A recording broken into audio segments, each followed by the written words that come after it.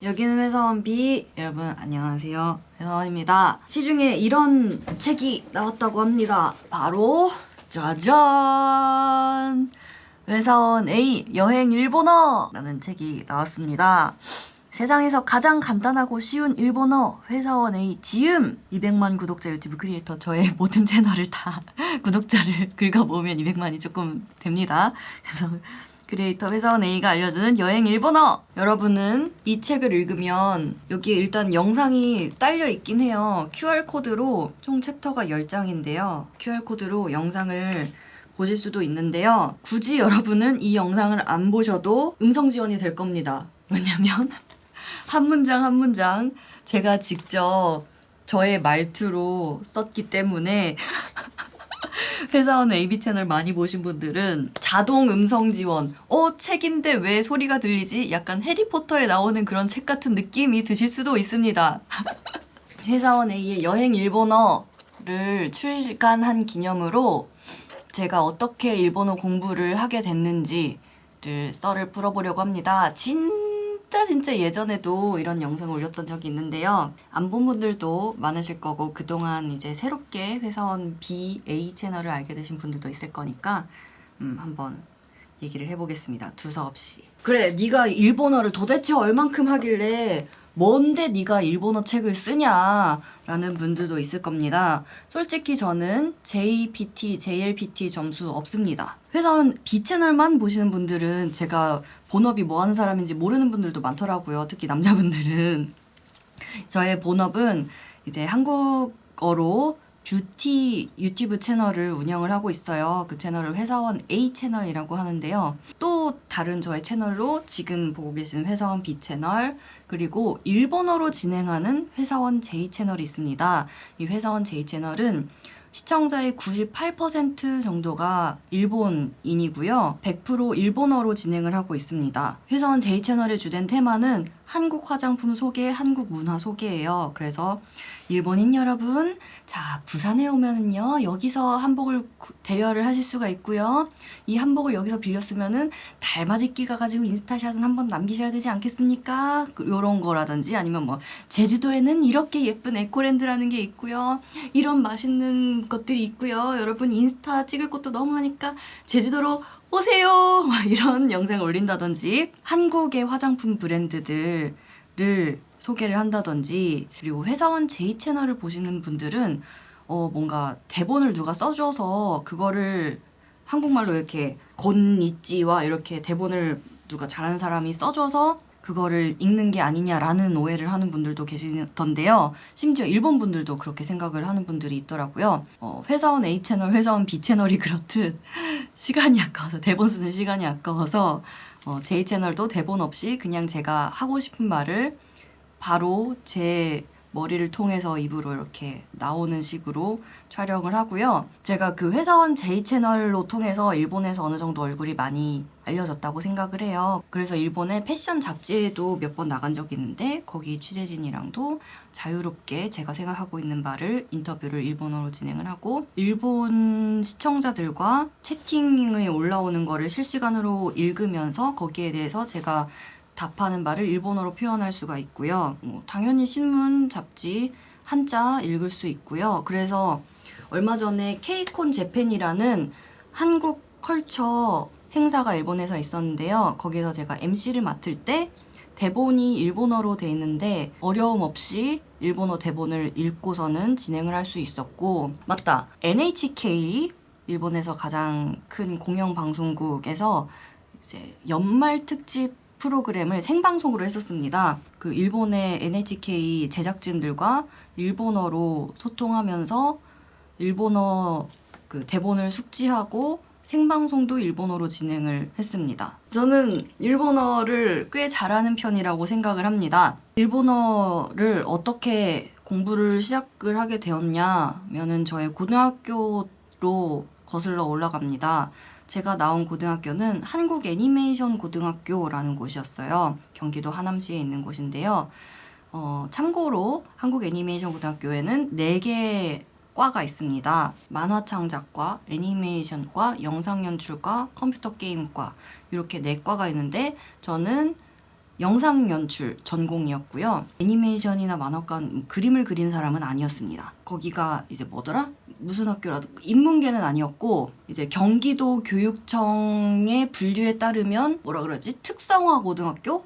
그런 건데요. 제가 1학년 때까지는 국민 공통 영어, 공통 수학 뭐 이런 게 있잖아요. 그런 거를 배우고 2학년 때부터 영어 시간에 일본어 수업을 선택을 할 수가 있었습니다. 그래서 저는 너무나도 심플하게 나는 영어를 도저히 잘 모르겠는 거예요. 문법이 뭔지도 모르겠고 뭐 대명사가 뭐고 그런 문법 용어를 저는 전혀 이해를 못했거든요. 수능 볼 생각도 별로 없고 내가 대학을 갈 수 있을지도 잘 모르겠고 그래서 약간 도피식으로 일본어 반을 택했어요. 그런데 그 일본어 반의 선생님도 일본에서 살다 오고 유학이었나? 뭐 여튼 그런 경력이 있어서 일본어를 말할 줄 아는 분이었고 일본어 반의 인원이 한 10명 남짓이었어요.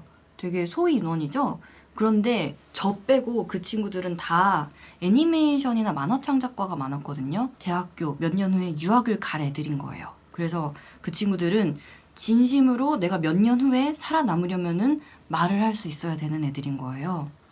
진짜로 막 열이가 막 불타오르는 애들인데 저는 헐랭헐랭 거기 이렇게 껴서 그 친구들을 위해서 정말로 말할 수 있는 일본어를 배우는 수업이 되었습니다. 보통 고등학교에서 제2외국어 수업 있잖아요. 근데 그거를 들었어도 어른이 돼서도 그 제2외국어 수업이 머리에 남아있는 분들이 별로 없더라고요.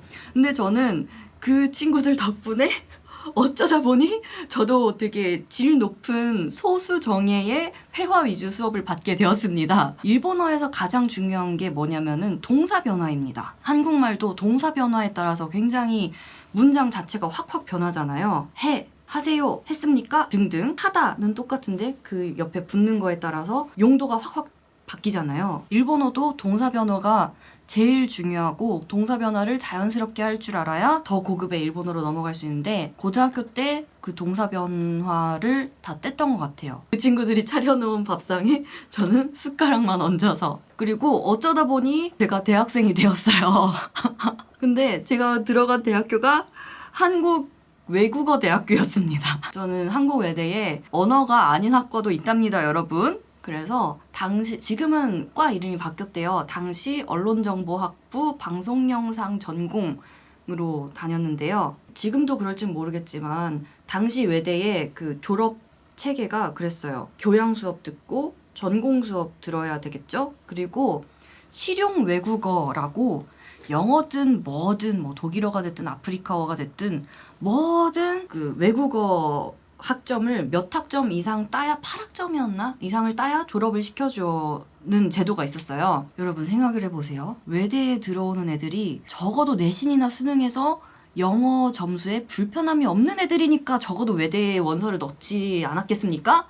근데 저는 영어를 이미 고2 때 포기를 해버렸던 인간이잖아요. 당시에는 심지어 상대평가였기 때문에 도저히 제가 영어 수업에 들어가가지고 B 이상의 좋은 학점을 딸 수 있을 거란 생각이 안 들었어요. 고등학교 때 어느 정도 좀 해놓은 일본어를 실용 외국어로 듣기를 시작했죠. 이게 학점이 잘 나오네? A뿔이 그냥 막 나와. 근데 그때 당시에 이제 외대에 이중 전공제라는 게 도입이 되고 있었습니다. 본 전공, 저 같은 경우에는 방송 영상 외에 무언가 하나 전공을 또 해야 된대. 그래서 저는 몇 번 놀러 가본 적이 있었던 스페인어를 이중 전공으로 선택을 했어요.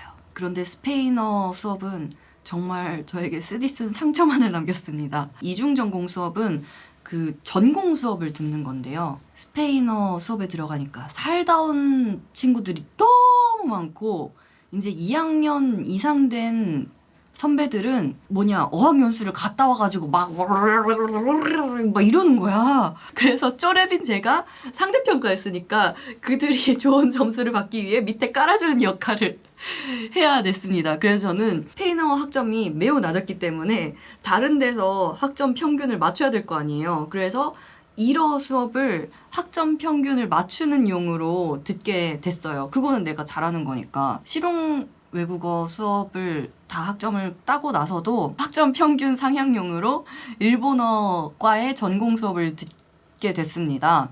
시사 일본어 이런 수업은 일본 시사 주간지 같은 거에 사설이었나 아니면 기사 같은 거를 한국어로 번역하거나 뭐 이런 수업이었거든요. 그래서 거기에서 이제 한자를 눈에 많이 익히게 된 것 같아요. 제가 어떻게 일본어를 공부했는지를 잘 모르는 분들은 독학으로 공부를 했다라고 생각을 하시는데 저는 독학보다는 학교 공부로 일본어를 떼게 된 케이스인 것 같아요. 그리고 나서 여러분 제가 자진납세하겠습니다. 저는 한국외대 졸업을 못했습니다. 뭔가 이수해야 되는 학점은 다 땄고 그리고 졸업시험도 통과를 했어요. 근데 다른 뭔가 사정 때문에 졸업을 못했는데 왜냐면 제가 졸업을 하기 전에 취직을 해가지고 회사를 다니다 보니까 졸업에 필요한 뭔가 자격증 같은 거 있잖아요. 그것 중에 토익이 모자라가지고 졸업을 아직도 못한 상태인데 지금 뭐 제 학적이 어떻게 되는지는 모르겠어요. 제가 그 학번을 까먹어가지고 로그인도 못하는 것 같거든요. 아마 직접 제가 찾아가가지고 제가 여기 저기 있었는데요 라고 뭔가 그 카운터에서 물어봐야 될 것 같아. 회사에 들어갔습니다. 모바일 게임 회사에서 글로벌 사업 PM이었거든요. 우리나라에 본사가 있는 모바일 게임 회사니까 외국에 여러 지사가 있었어요. 당시에 미국 지사, 일본 지사, 중국 지사. 일본 지사에 일본어만 할 줄 아는 일본인 직원이 있어서 그 직원이랑 얘기를 해야 될 때는 웬만하면 일본어로 메일 작성을 했어요. 업무 일본어, 또 일본은 업무 메일 같은 거 쓰는데도 양식과 거기에서만 쓰는 단어와 문장들이 있거든요. 그래서 그런 업무 일본어가 그 회사 생활하면서 많이 늘었던 것 같은데 제가 일본을 처음 갔던 게 회사 생활을 하면서 처음을 갔습니다. 그때 출장으로 게임쇼에 갔던 것 같아요. 도쿄 게임쇼에. 저는 학교에서만 책으로 일본말을 배웠었잖아요. 이거 거스름돈이라는 단어를 제가 모르고 있는 거예요. 왜냐면 학교에서는 거스름돈을 가르쳐주질 않았거든요. 막상 일상생활에서 많이 쓰는 단어인데 학교에서는 안 가르쳐줬던 단어들을 너무 많이 쓰고 있는 거예요. 학교에서 배웠던 일본어의 한계가 이런 거구나를 그때 느꼈던 것 같아요. 나는 나름 일본 지사 직원이 왜 이렇게 일본어 잘하시냐고 그러고 학교 때도 전공 수업, 막 4학년 수업까지 그냥 앱을 탁 맞춰버렸는데 이런 일본어에 또 다른 세계가 있었다니 하고 좀 충격을 먹게 되었죠. 또 저의 일본어 공부에 큰 전환기가 하나 더 생기게 됩니다. 어쩌다 보니까 회사를 다니던 제가 뷰티 크리에이터가 되어 있었어요. 회사 시절에 내가 일본말도 할 줄 알고 영어도 요새 조금 늘었는데 나의 이 언어 능력을 이 회사에서 100% 발휘를 하고 있었을까? 라고 생각했을 때 별로 그렇지 않았던 것 같거든요. 그래서 저는 약간 이렇게 마음속에 좀 더 나의 언어 능력을 잘 발휘해보고 싶다라는 몽글몽글이가 있었어요. 일본어로 하는 채널을 열어보자! 라고 생각을 했습니다. 그래서 열었어요. 일본말로 하는 영상을 만들어서 올렸어요. 그런데 저는 거기서 또 한 번 충격을 먹게 됩니다. 한국 외대에서 이력과 전공 수업도 내가 A뿔을 맞고 회사 시절에 일본인 직원이 왜 이렇게 일본어 잘하시냐고 막 그랬었는데 영상에서 내가 말한 일본어가 안 들리는 거예요. 그렇습니다. 저의 일본어가 소통까진 가능했으나 제대로 귀에 때려 꽂는 일본어는 아니었던 거죠. 제가 진짜 일본어가 엄청 많이 늘게 된 계기가 바로 유튜브였던 것 같아요. 왜 외국어 공부할 때 그런 공부법이 있다고 하잖아요. 발음 고치고 싶으면 내가 말하는 외국어를 녹음해서 들어봐라 라고 하잖아요. 저는 그제서야 그거를 하게 된 겁니다. 영상을 만들다 보니까. 왜냐면 내가 하는 일본어를 들으면서 저는 편집 제가 하니까 편집을 하는데도 안 들리는 거야. 그래서 편집하는 과정이 저한테는 자연스럽게 제 발음과 이런 억양 같은 걸 고치는 훈련이 됐던 것 같아요. 그래서 맨 처음에 저의 말하는 모습이 이랬습니다. 단zen 쿠션です. 쿠션 파운데이션です. この前7月、8月に日本に行った時に私個人的な意見なんですけれども韓国では何年前からクッションの大ブームとなって 근데 최근에는 이렇게 말하고 있어요. コスメにも消費期限があります。例えばコスメを買った時こういう表示皆さん見たことがあるかと思います。この表示って開封してから그래서 저는 유튜브를 하게 되면서 일본어의 전달력이 진짜 훨씬 더 많이 늘게 된 것 같아요. 유튜브로 외국어 채널을 하게 됐다는 게 저 스스로도 외국어 실력 향상에 되게 큰 도움이 됐던 것 같습니다. 굳이 일본어가 아니더라도 외국어 공부하실 때 유튜브 채널을 운영하시는 거 저는 강추합니다. 회사원 A의 여행 일본어, 이 책은요 왜 썼냐면은요 저의 이런 능력이 더 많은 분들한테 좋은 영향을 끼쳤으면 좋겠다고 생각을 했어요. 일본어 공부한다 그러면 일본어 왜 배우냐? 일바냐? 너 일본인 될 거냐? 뭐 이런 얘기 하시는 분들도 있는데 사실 다른 언어를 배운다는 거는 다른 생각하는 상자를 머리에 하나 더 탑재하는 거랑 같은 거거든요. 외국어 하나를 더 배우게 될 때마다 나를 바라보는 관점 자체가 되게 달라지게 됩니다. 내가 지금까지 갖고 있던 나의 모국어로 된 상자 말고 또 다른 상자가 생겨서 그 상자에서 나를 바라볼 수 있게 됩니다. 그래서 다른 언어뿐만 아니라 다른 모든 세상 물정에 대한 이해가 훨씬 더 빨리 됩니다. 그리고 상대적인 사고를 할 수가 있게 돼요. 그런데 모국어가 한국어인 우리가 가장 쉽게 배울 수 있는 외국어가 전 일본어라고 생각을 해요. 그래서 이 일본어 책을 통해서 여러분이 다른 상자를 머리에 탑재를 하는데 도움이 되었으면 좋겠습니다. 그리고 이 책은요, 어려운 책 절대 아니고요. 그리고 이 책은요, 여행 일본어이지만 정말 일본어 맨 처음 시작한다 라는 분들을 생각을 하고 쓴 책입니다. 무조건 통한다, 소통, 의미가 전달된다를 제일 우선순위에 두고선 쓴 책이라서 약간의 비문 문장도 섞여 있습니다. 예를 들면은 우리나라의 1, 2, 3, 4 말고도 하나, 둘, 셋, 넷도 있고 한 자루, 두 자루도 있고 한 장, 두 장도 있고 한 켤레, 두 켤레도 있고 여튼 여러 가지 어마어마하게 많잖아요. 일본어도 마찬가지로 이본, 니혼, 삼본, 이사츠, 니사츠, 이치마이, 니마이, 삼마이 등등등. 그런데 일본어를 진짜 처음 하는 분들이 다 외울 거라고 생각하진 않았어요. 그래서 예를 들어서 정확하게는 여기요 맥주 3잔 주세요. 잔이 맞잖아요.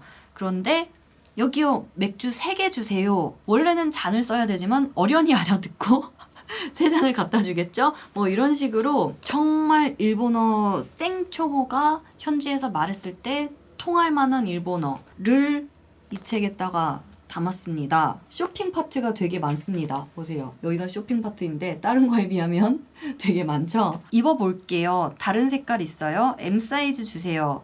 전 색상 몇 가지인가요? 이거 중요하잖아요.